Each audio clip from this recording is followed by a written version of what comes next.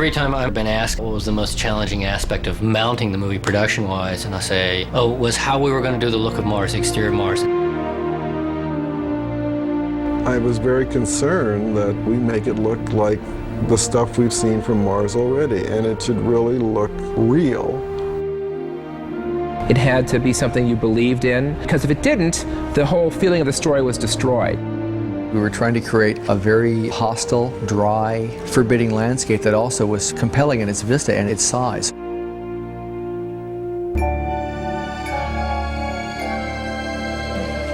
We have enough science fiction movies out there with flubber-like monsters running across icy desert, whatever terrain you want, gobbling people up. The reality is terrifying enough. You have to do no more. I was trying to create spaces that in some way had a familiarity that people would go, you know, I've seen Apollo missions, I've seen stuff on CNN about the space shuttle, so this feels real. He has created an amazing world. Inspired by what is really going on in the space program, what NASA really looks like, it has a certain elegance and beauty to the design. Yes, it looks like real hardware, but it's also beautiful. Cinematographer and the production designer both have to be in sync about what's going to happen and how the picture is going to look. I'm very visual, obviously, and so of course the first thing that happens is that as I'm reading the script, I'm getting visual images that are coming to my head, and I might even just take notes or do little sketches on the back pages or whatever, and then I begin to get an idea of what I think the overall look is going to be. I never enjoy visual effects just gratuitously there for their own sake. It's always the most rewarding to work on a sequence where the effects are very much in the service of the story. It's what I call a hardware film, meaning that everything that you show has to be constructed, built, or visualized in some way, because once you leave Earth, which represents about the first 5 minutes of the film, everything else is created. So those are the biggest challenges that we have at first, is pre-visualization of what this film might look like.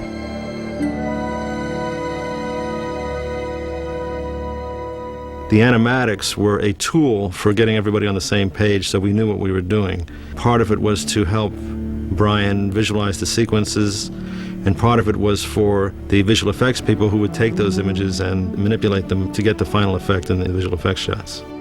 When we were done, before any camera had rolled, we had a sequence of the shots as they were intended to be, and as those shots were executed by the production team, I would take that and plug it into this spine, replacing the animatic with the live shot.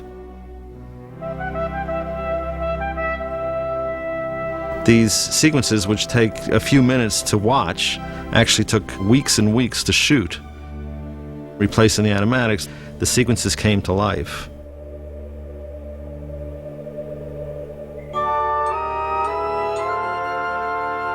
DreamQuest Images built a 22-foot practical model of the Mars 2 recovery ship.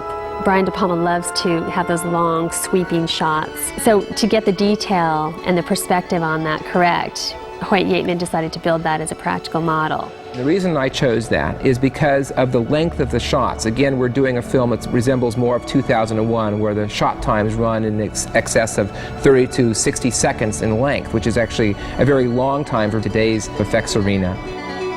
One of the big conversations I was having with the miniature cinematographer was how we were going to bring the spaceship into the frame.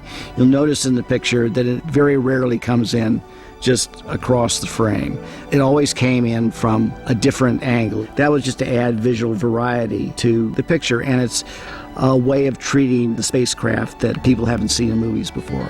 So we had a 22-foot recovery model that was on a very large model mover and shot actually in this stage with more traditional motion control technology. When Woody is outside in the meteorite sequence looking for the hole in the hull breach, that's a computer graphics astronaut with a practical model of the ship and a digital 3D model of Mars. So we've got a lot of blends of techniques in all these shots.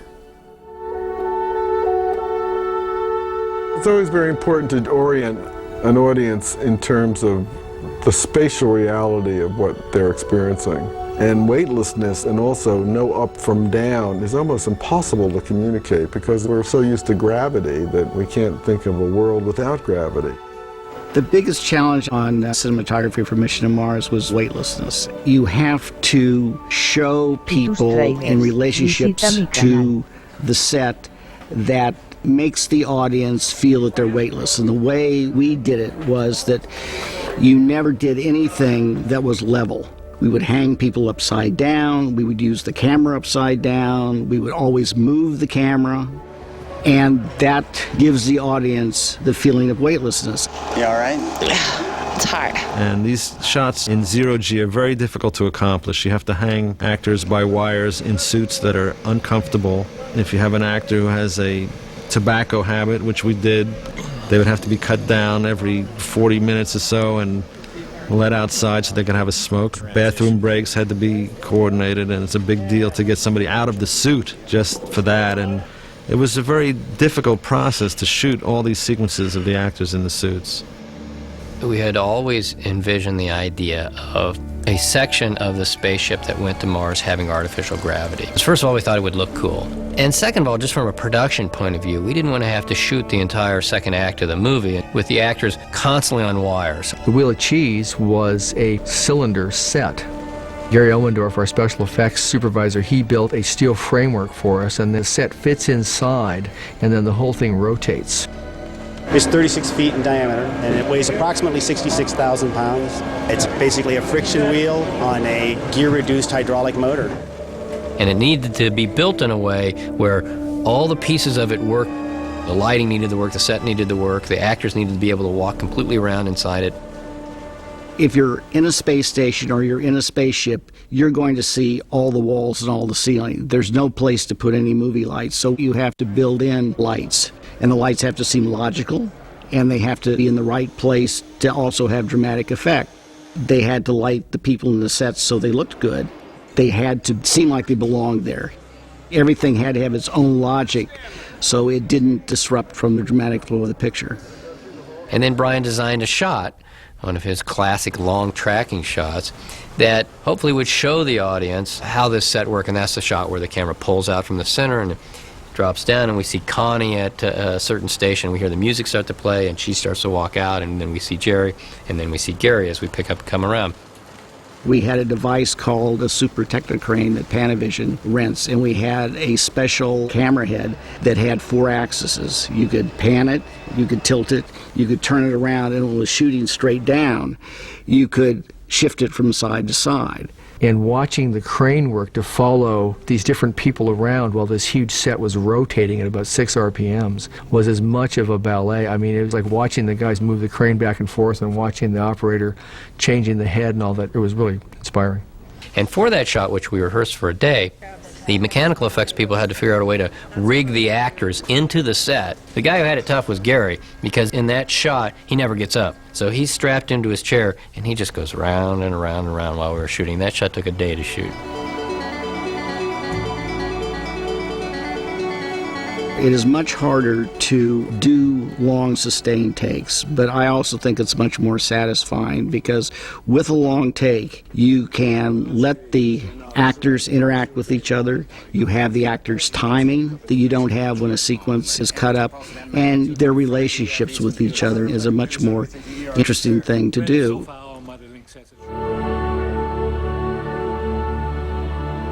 One of the challenges of the movie was to create the surface of Mars here on Earth. A great deal of the movie takes place on the surface of Mars in bright daylight, the Martian daylight. One of Brian De Palma's ideas was that we actually create the Mars landscape inside on a soundstage. But when we looked around in Vancouver, there was just not any space that was big enough to take care of this situation. So we went back to kind of a modified plan, and that was to do it outside. And we found, just south of our stage, a 300-acre sand pit that had been created when the Fraser River was dredged in the port of Vancouver. And it had an unobstructed horizon line, no vegetation whatsoever. We actually built the surface of Mars out of the sand, pushed around by a bunch of bulldozers, and we built these berms to mask the trees and to mask the horizon line so we could put all of our people against them. And then got a bunch of this crushed rock from Manitoba and dumped it all over the surface.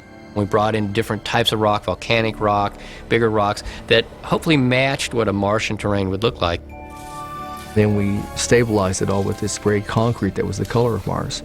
Then we had the paint crew come in, and they used about 14,000 gallons of biodegradable paint to do the final paint job. The only problem with doing it outside is that on Mars, the atmosphere is kind of like, as JPL said, a smoggy day in Los Angeles. So that means that there's no blue in the shadows. You had to have red in the shadows of the people's outfits. So one of my problems was how I was going to fill in the blue shadows and make them golden. And I was watching one of those PBS building shows, and I saw these guys putting on a copper roof.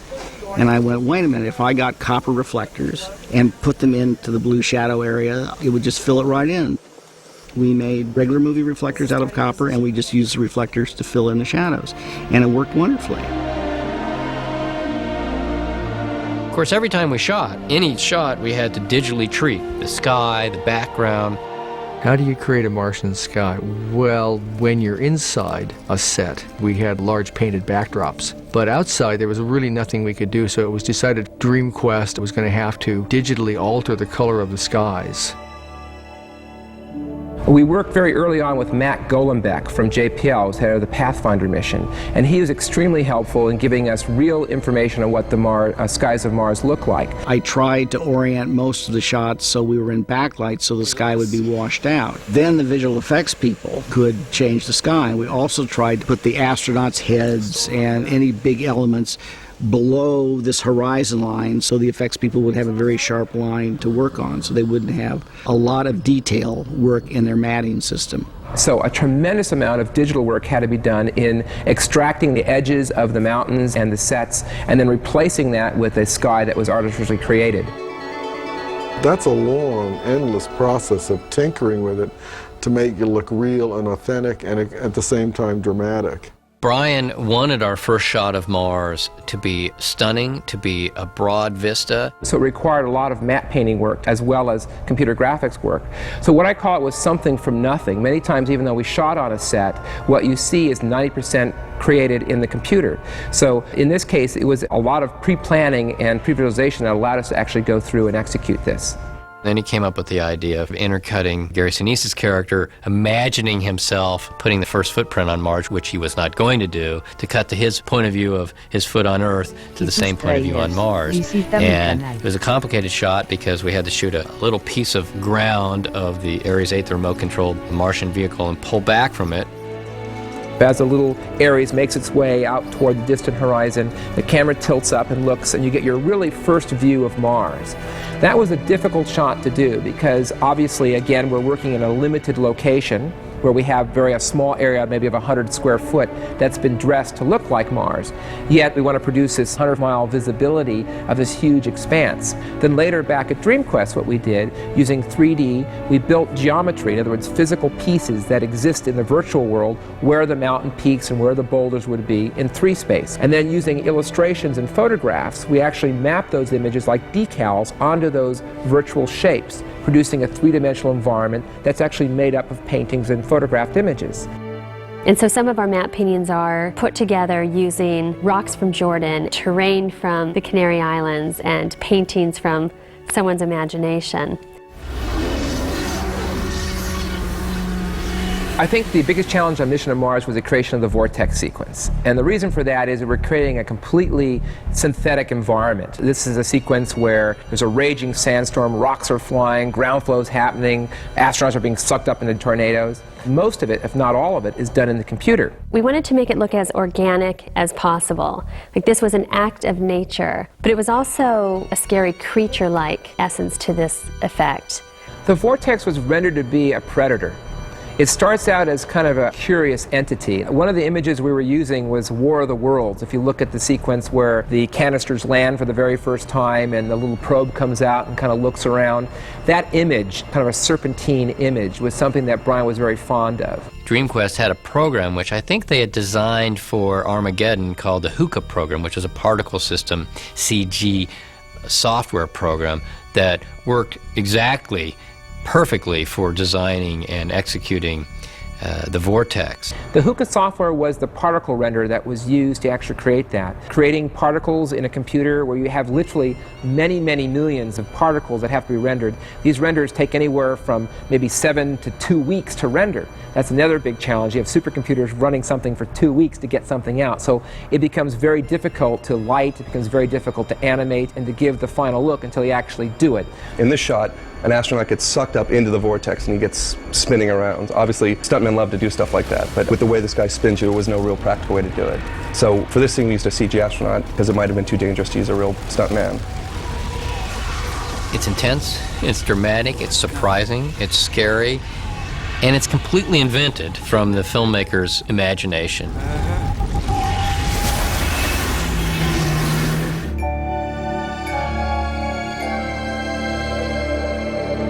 Brian wanted to design something that looked like a sleeping goddess, something that was serene and beautiful and beckoning, because the idea was that these were our ancestors and that the artifact that they left behind should feel peaceful to us, should feel welcoming. What I was trying to do was to keep it as minimal as possible. So rather than trying to show artifacts from some Martian civilization that in the end always looks like something from the Roman Empire or something out of Dinotopia, I thought, let's just make this like modern art. Let's make it really simple and clean. Then when they go into the face, it was the story, the evolution of Mars, and how to portray that to the audience. We had to find an idea for an unearthly space. So Ed came up with the idea of the white room, and Brian liked the idea. Is it bright or just white? To light the white room and to get rid of all the seams was a tricky proposition. It was like a giant trapezoid, using soft material, and we put our lights beyond that so you don't see any source at all.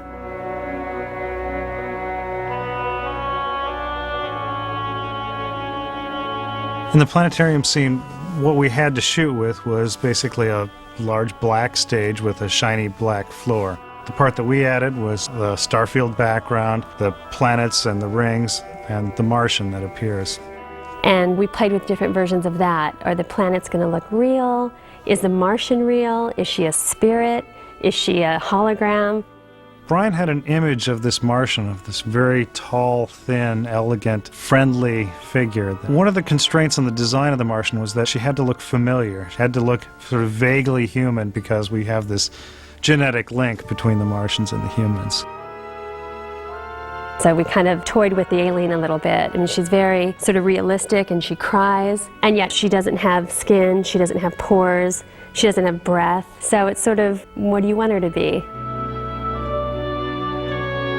In the end, Gary Cine steps into this tube, which then magically transports him up to the top, and there's the ship waiting to send him off. What we had on the stage was a live plate, Gary stepping into this tube. The camera pulls back as far as we had room to pull on the stage. We continued that zoom back in the computer, and we built the rest of the environment around him. Some of these long, thin Martian statues that are forming a ring around him.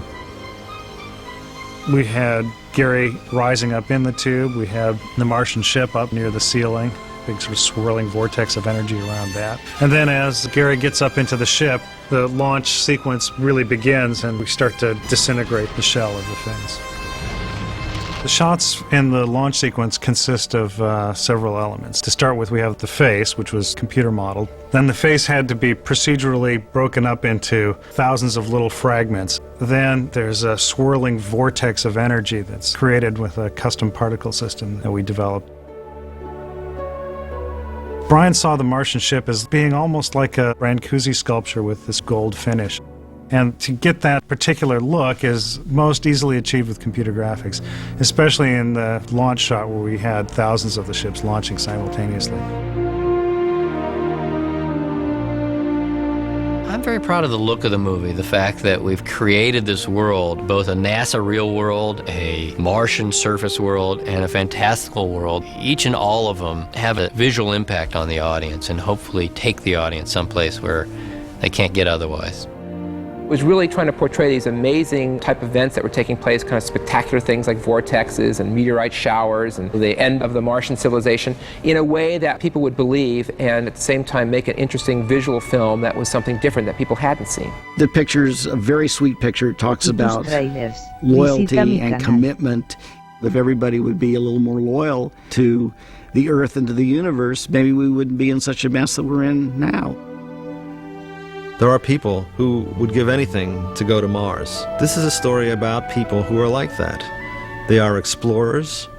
They are interested in pushing the boundaries of where we can go. And I hope that audiences will look at the film and think about that aspect of the human condition, that there are all these problems on Earth. Yes, it's true, but there's something in us that always wants to know what's over the next hill. It's something that makes you feel really good about being a human being when you see men work together with such complicated technological inventions of men and do things that no man could ever thought possible. This is one of the more complicated shots. This is the animatic that was done early on in the storyboarding process to give Brian an idea of what the sequence would look like. We use this as kind of a template to build the live-action moves that would be done eventually months later in Vancouver on the blue screen stage.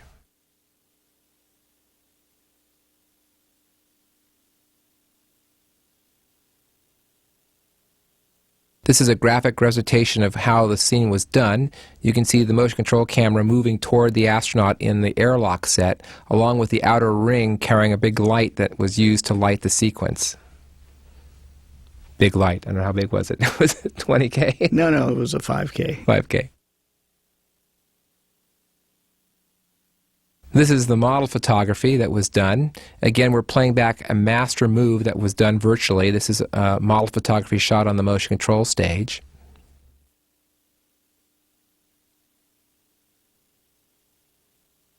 This is the actual blue screen element of the last astronaut, including the airlock. And again, you can see how the motion control camera's rotation is slave to the rotation of the lights. The illusion is that they are tumbling and not the camera.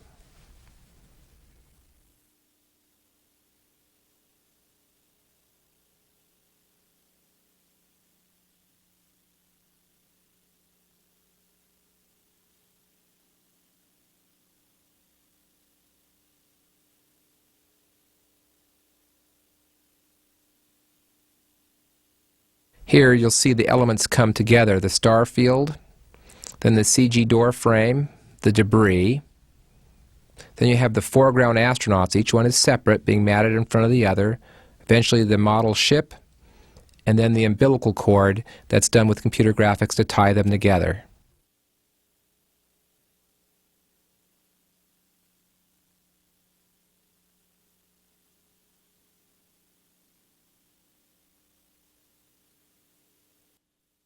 This is the main model test, so we sculpted each of the creatures individually as a separate model, but all derived from the same topology.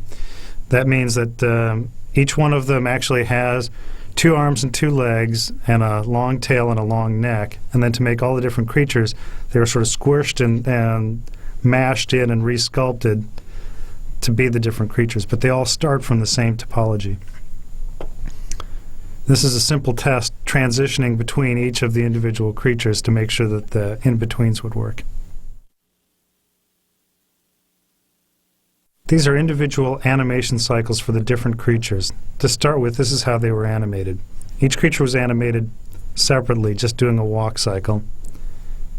When we got a walk cycle that we were happy with, then those were stuck end to end with transitions in between to get the creatures to all turn one into the other.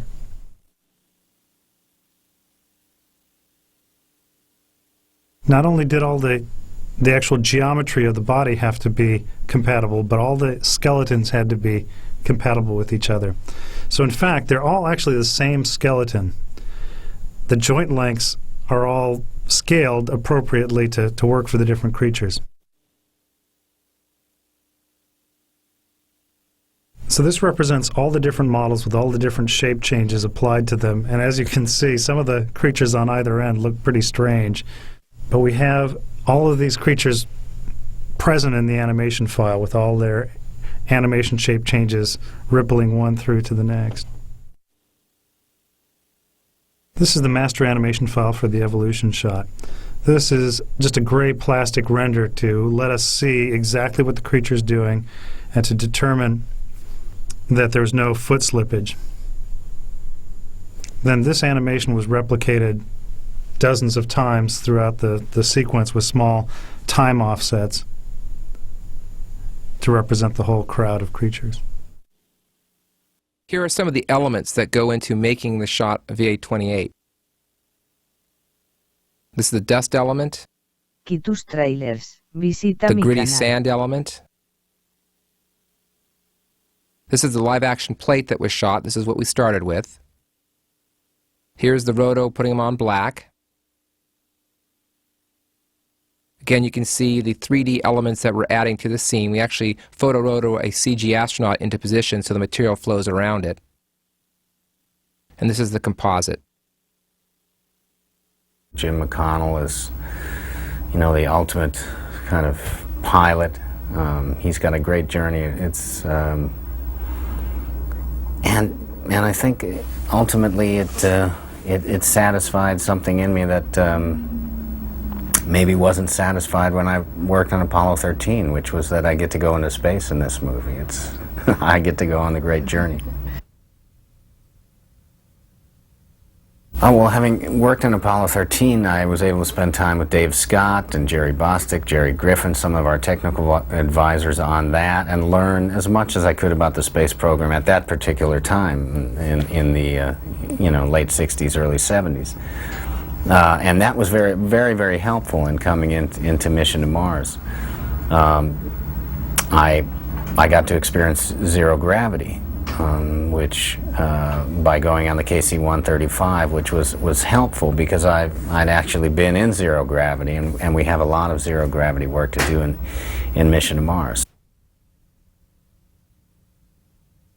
You know, when you think about the astronauts that go into space and the kinds of things that they do in space, not everybody could do that. Not everyone is a Neil Armstrong or a Jim Lovell or a Story Musgrave or a Magellan or a Columbus or a Captain Cook. The nature of the true explorer is somebody who really gives himself over to the experience and gives himself over to the culture and lets it take him rather than forcing himself on it. And that's, I think, what our movie is about. This is the ultimate hostile environment that man has ever gone to.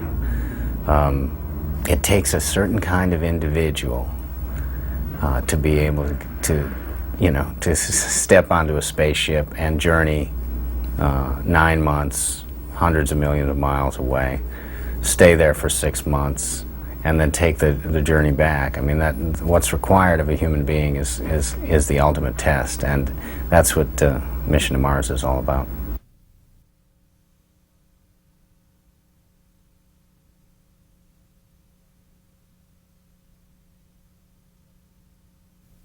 It was about discovery and about adventure and about daring, courageous people that are risking it all to gather information, to gather knowledge, to explore, to find if there is life on Mars. Had all the elements of a great action adventure without the gratuitous violence. So I jumped at the opportunity. Imagine you're going to get off the Earth, you have to go, at hundreds of miles an hour with a huge engine behind you, full of fuel, thrusting into the atmosphere. That takes, they say, the first 10 minutes are the roughest part of the trip. And that's, the idea that I'm going to leave the atmosphere and go explore, that takes a unique individual. Something happens when you leave the atmosphere to your whole psyche. And there's a look in their eyes that is different. They've seen something else. and it's pretty special and pretty unique. And I have had great conversations with these astronauts that have come and help us out. I think that if I had $10 to spend, I'd rather spend it in exploration or trying to find out the answer to some riddle than in trying to destroy something. And if there is life on Mars, it really opens up a whole new realm of possibilities, philosophically, spiritually, scientifically. It would be pretty earth-shattering, space-shattering.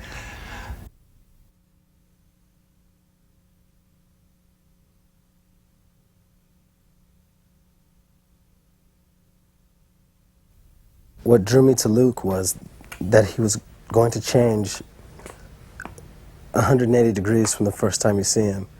You know, from the beginning of the film to the end of the film, that's an entirely different human being. And that's always, you know, fun for an actor to play. Just the same person, but a completely different aspect of that person, pushed as far as you can push it. So that's, you know, that was the real draw to it, is to be able to play this dichotomy in this human being.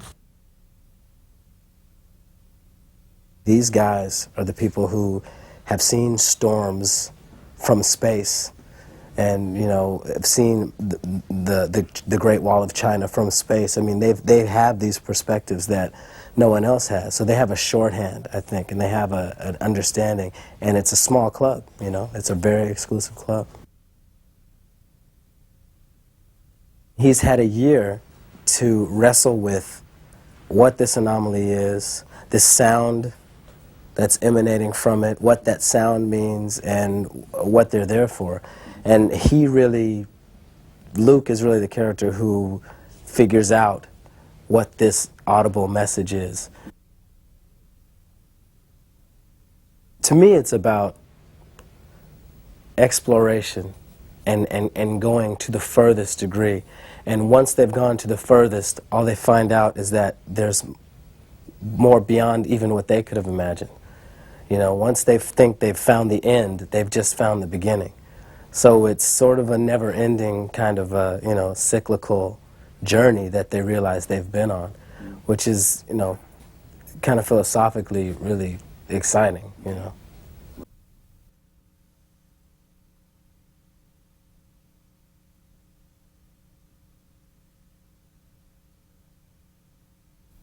I think we're much more interested in having the human aspect of such travel, and we often asked our technical advisors, well, what are people like when they're out in space? We have these images of, you know, superheroes who can go through all of these dangerous situations and not react at all, and turns out they're human beings, you know, and I think that's what we were very interested in showing, you know, what you would really feel like if you were out there. You're not just some machine, even though you have been trained.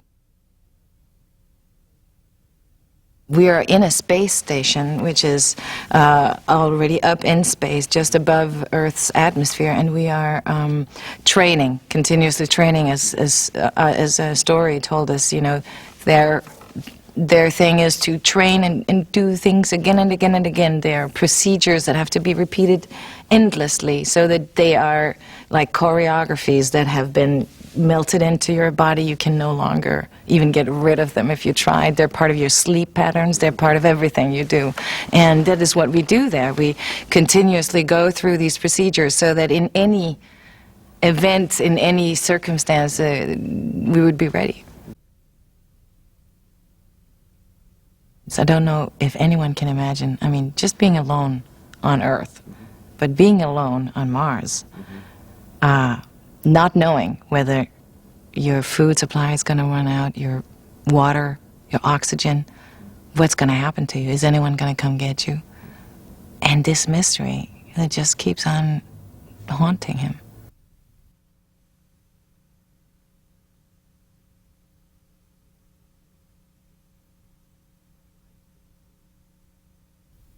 I really wanted to work with De Palma. I went to NYU Film. I wrote papers on Brian De Palma. I mean, literally, I could go into my computer and print out about 4 papers I wrote on Brian De Palma. I haven't shown any of them yet. I probably should. I already got A's. He'll probably find mistakes in them.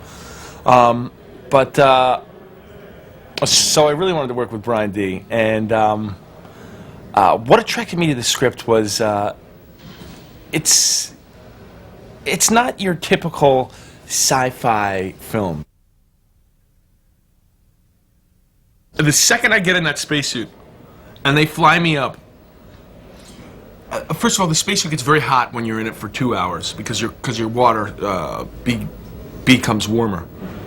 So you start to get hot, you're rocking. It's like being back in the womb. I was fast asleep. I could not keep my eyes open. When it gets hot in that outfit and they're hanging me, I'm out cold. And Gary's always waking me up. Jerry, get up.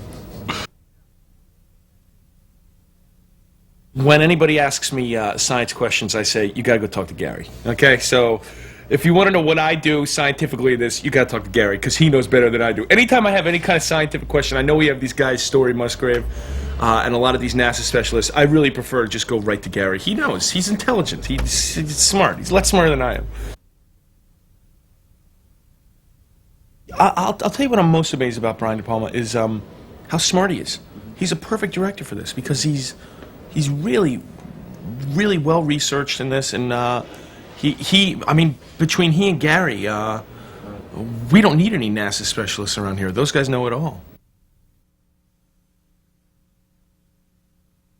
Tus trailers, visita mi canal. About life. I mean, this movie's about life. It's about the loss of life, the connection to life. You know, there's some lives that are lost, and there's then some that are reunited and on certain levels. So I think it's about that that spiritual connection in life, whether we're with each other or not with each other.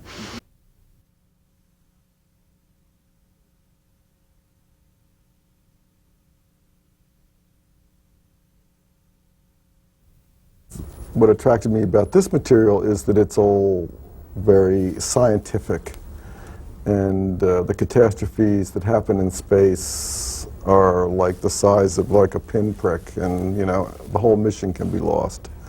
So that attracted me, the scientific reality of the piece, and plus it had a very kind of mystical idea to it. Everything you see in that movie is something that NASA has on its design boards. The vehicles, the HAV, the spaceship, the space station. It's all exactly the way, or potentially the way this stuff would be designed. And there's something about him that, here's a guy that's been a place that none of us have been, and he has a kind of spiritual thing about him that, you know, it's like he's seen the face of God, that, or a face of God that we have not seen. And I guess anybody that goes out and explores like that, you do get in touch with this God within you in ways that other people do not. And we had just the best luck with these actors because they were really committed to the material. They desperately wanted to do it so it was real, and it put them through extraordinary, difficult and uncomfortable hours of hanging in these rigs and spending a tremendous amount of time in these very uncomfortable spacesuits. Yeah, I remember when we landed on the moon as being one of the most exciting times. It's one of those things in your life that you remember where you were when we landed on the moon.